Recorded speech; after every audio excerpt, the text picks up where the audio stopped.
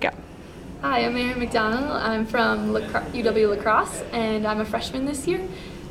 Today was my first day of outreach here at the Twin Cities, and I just saw the Holy Spirit move through us as we gave these boxes and shared the KGP. It was really inspiring, and the first house we went to, Florence, was a lady who just had back surgery and was kind of struggling, and she invited us into her house graciously and was very accepting of us and wanted to hear what we had to say.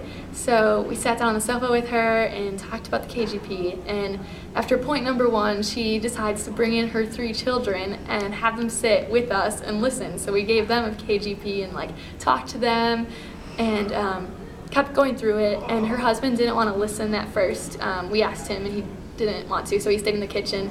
But as we went through the KGP, he was slowly sneaking in, and by the end, he's in the living room with us listening.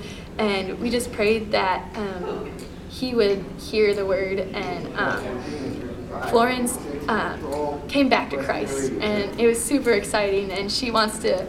We gave her more information about the church nearby that we went from, and she was very excited. And it was really exciting to see God move through her. And the other houses weren't as conversational, but we hope that we planted a seed and that God can just grow and blossom that. And then the last house was very similar to Florence. Dominique led us in her house, and she had no spiritual background whatsoever, and she wanted to hear what we had to say. And so we kept telling her and gave her the KGP and went through it with her. And she had a bunch of kids in her house, and they were all listening. And there was one that was a 19-year-old, and he was sitting on the sofa watching TV. But by the middle of it, he wasn't even watching TV. He was just listening to us. And so we asked him if he wanted the KGP, and he's like, "Yeah, I do." And so we gave it to him, and he was my age. So I was talking to him about how important it is to have God in your life, because at this age there's so much change going on that you have nothing stable, and God is the one that can be stable. And it was super cool.